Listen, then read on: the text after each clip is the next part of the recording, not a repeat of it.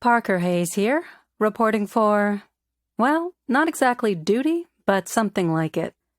Listen, before we get too cozy, you should know one thing about me.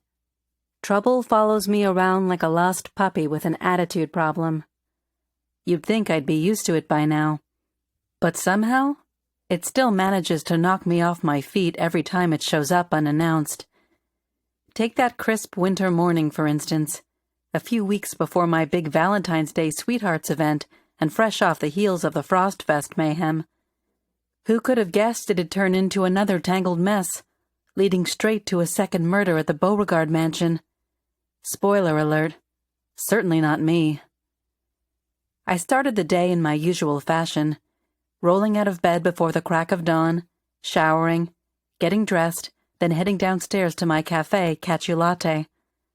The shop was dark, since the sun was still tucked away. I flipped on the lights and turned on the espresso machine to start my morning ritual of coffee drinking before thinking. I pulled out one of my favorite blends, an eye-opening dark roast with hints of cinnamon, and prepped my French press with the grounds while waiting for the water to reach the perfect temperature. Since I'd opened my cafe in the fall, I had become the town of Magnolia Grove's coffee and desserts expert. My cafe had become the hot spot for the locals, and they appreciated my creative coffee blends, specialty drinks, and baked goods, which aligned with the town's seasonal events and festivals. And there were a ton of those in Magnolia Grove to keep me on my toes. For the upcoming holiday, I'd been working on a sweetheart-themed drink, for Valentine's Day. After scouring the internet and trying out different recipes, I finally decided on a concoction I was calling the Rosy Glow Mocha. It was a classic mocha with whipped cream, raspberry syrup, and chocolate sauce drizzled on top. It turned out to be a scrumptious drink with the right amount of velvety sweetness. While the coffee steeped, I trudged my way back to the kitchen to preheat the oven. From the large fridge, I took out the cookie sheets that Hazel, my assistant and baking prodigy, had prepared the previous day. We had arranged the schedule so Hazel could use the afternoons when the cafe was less hectic to destroy my kitchen with fewer interruptions. She had been working on a new cookie she was calling Sweetheart Sprinkles. Though Hazel tended to cyclone her way through the kitchen when she baked, leaving a colossal mess for me to clean up, she had a gift for creating the most delicious sweet treats. The cookie sheets had rows of perfectly shaped hearts decorated with red sprinkles gently pressed into the shortbread dough. Let me assure you, once these cookies were baked, they were all kinds of buttery melt-in-your-mouth goodness. Back at the counter, I pressed the coffee and poured myself a large mug, letting the toasty aroma tickle my nose before taking the first sip.